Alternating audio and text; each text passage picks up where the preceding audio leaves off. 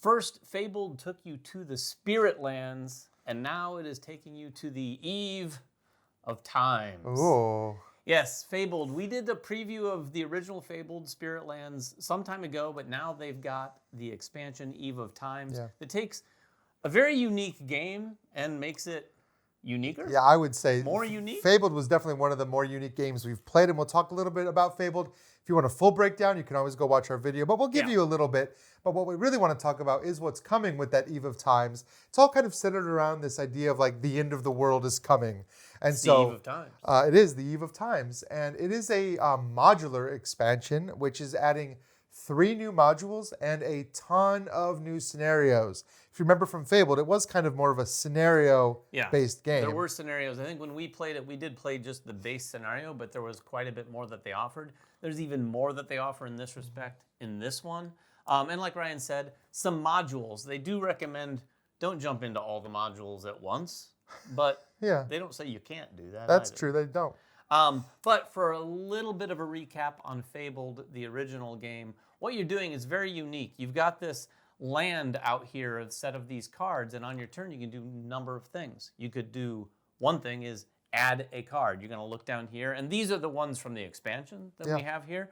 But you're going to take a card and add it. There's basically different types of land types that you're going to add to there. You can add it anywhere you want, sort of sliding cards around.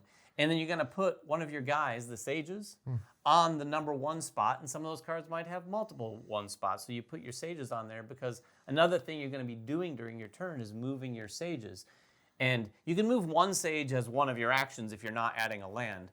But at the end of your action, you're always going to choose one type of land type and move all of your sages. Now, why are you doing that? You're trying to make your way across all these different cards, but also there's these Fabled locations on the cards that allow you to do some things, and you're going to be, of course, scoring some points along the way. Yeah, a lot of it is converting. Your points are in the forms of these books of sun, as they're called, and you're going to be collecting these, but rarely are you ever going to be directly collecting these. There's kind of tiers of these books, all the way from prairie books up through mountain and forest books, all the way to these books of sun. And one of the things you can do on your turn is just convert books. Like, yes, that's an action you can take. But if you go to some of these Fabled places out here, you can take better actions, better conversions, maybe even earn some of these books of sun in different ways. But the whole premise of this map was that it's the Fairylands. It's constantly changing. You're adding these new locations in and to different places. You're shifting them around. And as your sages leave, they go away. Yeah, they're vanishing. And so you might never get to go back. So seeing these Fabled places when they come up and taking advantage of them is a big part of the game. Yeah, it includes some interesting strategies because you might be making your way across one card and thinking, okay, when I leave this card, I'll go on to the next card. But someone on their turn could add another card in between, so now it pushes you a little further back. So it's got some unique mechanisms like that where you feel like this is what I'm going to work towards. And it takes some time, honestly, to get across one of those cards. You're not like going to just jump from card to card to card. As you can see, all the locations on here.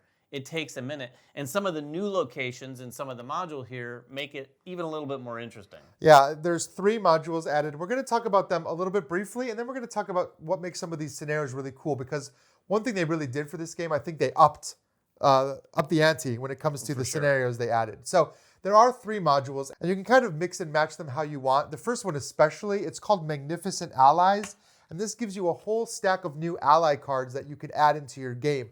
If you remember, if you've played the basic Fabled, as you go through the rounds, at certain points you're going to get access to these ally cards, and these can come out in front of you, and a lot of them have unique abilities and components. We have one here that has these hunt tokens that come out into play as you play them, but all of these are new and added in. And the beauty of this little module is it can be added literally with any scenario, with even just the base game. If you just bought the expansion, you could take these allies out and add them into the base game with no problem. Yeah, so, really, you don't even need to know any new rules other than reading the ally that you get and seeing what it does. Yeah, and of course, there are new cards. This is the second module. There are new types of cards for the prairie, for the forest, and for the mountains. And these are called obstacle and guide cards. These are going to be basically the same cards that you've seen in Fabled before. They're going to get shuffled into the deck, so you don't really know if you're going to have one that comes out. But these will feature specific blocks called obstacles, which are like these angry wizards who are like, none shall pass. I mean, that really is You can see them. They're just like Yeah. angry wizards out there. And you have to spend extra movement to get past them. And then there's guides. Guides are helpful. They're waiting for you. And some of these locations are impassable unless you buy a guide or hire a guide. And you're spending some of your precious books to move through those obstacle areas, through those passes. Like, for example, this right here is a mountain pass that you could get guided through at the cost of one prairie book. If you don't pay, you don't get to move through. Yeah. So that's kind of, can be frustrating. Yeah, and in addition to those locations, they've also got a module called the Borderlands. The Borderlands is really unique for a couple reasons. One, a lot of the locations from the Borderlands, or I think all of them, will have two different land types at the top of them. And as you can see here, you start on a path that kind of rides both of them, but at a certain point they split, and you'll either be in forest in this case, or the mountains. So back to the game, when you're declaring, I'm going to move all my mountains, if you didn't pick mountain on this, that sage will not move.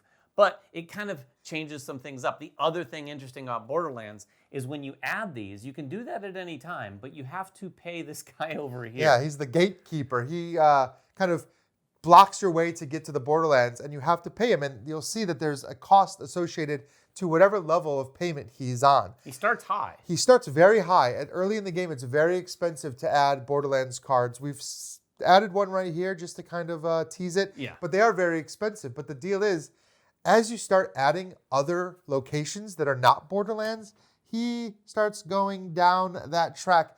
It gets a little cheaper. He's more like, guys, you're not coming in. Yeah, it's kind of the natural progression of the game is going to like make it a little bit more inviting for someone to finally do that. Right. As these locations come in, and even as these locations leave, remember I mentioned if a location is ever empty, it just is discarded. If it was not a Borderlands location, if it was just a basic location, he moves down then as well. So yeah, it does kind of tier it. These Borderlands locations can be very powerful. Like David mentioned, you're moving your guys on one terrain type. So if you have a bunch of Borderlands that are all forests, you could end up moving many people if they're all in the different forest areas on those Borderlands cards. Plus, you get access to some new Fabled places on these cards that are really good. But later in the game, they drop down to potentially being just one book to get access, which I think people will start to do that way more as it goes on. Yeah, for example, the Alchemist Lab lets you take some type of conversion action depending on how many land types have left play. So it could be up to a maximum of 3, but if you go there and you can do 3 conversions in one little thing, it's very appealing. Yeah, and the other one is the Tree of Life, which sits out. You can see one right here on the board. When you reach the Tree of Life, you actually park your sage into the Tree of Life. He stays there meditating. They call this the most powerful place in all the Fabled lands because while you have a sage in the Tree of Life, any other Fabled place that you visit, you get to trigger that action twice. Yeah, that is pretty significant. However, they don't stick around. Every time you do it, they move a little bit closer to the exit and they finally have to get booted out. So you don't just get to do that forever. But if you can find one of those trees and stay in it for a while. Well, and time it right. Yeah. Well, and they even, there's a call out in the rulebook that says there's an advanced version as well, which lets you keep them there just till the end of the round. Oh. So you have, they don't stick around. Yeah. Ooh, timing is very vital there. Timing is very vital. So those are the 3 new modules and some of the new locations. But of course, there's a ton of new scenarios. If you remember from the first game, there was 5 scenarios in the first game. We've got 4 more for a total of 9, plus a whole book of what they call divine intervention scenarios, which are new challenge scenarios that are based on the solo and cooperative mode. We've kind of got a lot of those components spread out right here. We set up with one specific scenario called Blackrock, where you're trying to get to Blackrock here, and there's this dragon guarding Blackrock. But if you get all the way to the end of Blackrock, you get a Book of Sun, which is really cool. And he has 3 tokens that represent the 3 different terrain types. And as long as they're face up, you can use it as that terrain, but they will get turned face down over time. And then it becomes a little bit more restrictive to move there. Of course, each scenario does come with its own deck of event cards, particular for that scenario. So we've got these dragon cards here that represent the dragon hiding out in Blackrock. But this kind of thing, this idea of having this cardboard thing that never moves with these tokens, that's a step up from what we had in previous scenarios. Yeah, it's really interesting. I don't know if this is thematically what's going on, but it seems like those land types that make it more challenging, the dragons maybe keeping your eye on them. Right, exactly. And there's another one that gives you this giant bird you can ride. And this is another big piece of cardboard that hangs out at the end of any one of these sections. And when you reach it, you can actually pay the bird to fly you somewhere else and drop you off on a different tile. which is kind of cool. It gives Yeah. you a new way. And of course, this comes again with its own set of event cards. We've got some tokens that are achievements that are tied into some of the scenarios. And then we've got this cool threshold board. I put this up because it looks awesome. This is tied to one particular challenge scenario. And the challenge scenarios, they're cooperative and they're meant to be difficult. This one is very difficult. You're losing your sages over the course of the game. These threshold markers are moving. And yeah, they're hard to complete already. They also introduce legendary difficulties. So Of course. If it things wasn't weren't hard enough. challenging enough, you can try the legendary difficulties. And it should be said, again, Ryan's mentioned this, but what we have here isn't exactly a game setup. We wanted to show off many Yeah. of the modules as we can, and well, I'm sure we'll have some pictures up as well.